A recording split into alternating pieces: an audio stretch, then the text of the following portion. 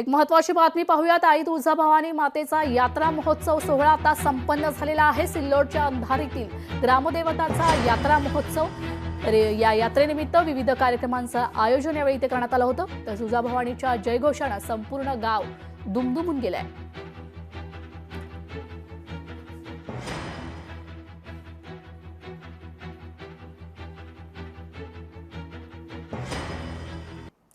पुढील महत्त्वाच्या बातमीकडे। सांगलीत प्रियकराच्या मदतीनं पत्नीकडून पतीची हत्या करण्यात आलेली आहे। अनैतिक संबंधात पती अडथळा ठरत असल्यानं ही हत्या करण्यात आली आहे।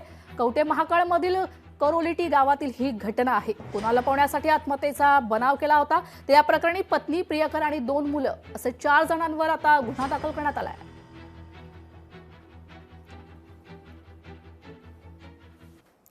शेजारी राहणाऱ्या लोकांकडे चौकशी केली असता त्या दिवशी 9:15 वाजताच्या सुमारास भारत इराप्पा करपे यांना नीलाबाई, यांची पत्नी नीलाबाई व बाबजी करपे ही दोघं मारहाण करताना पाहिलेली लोक होती।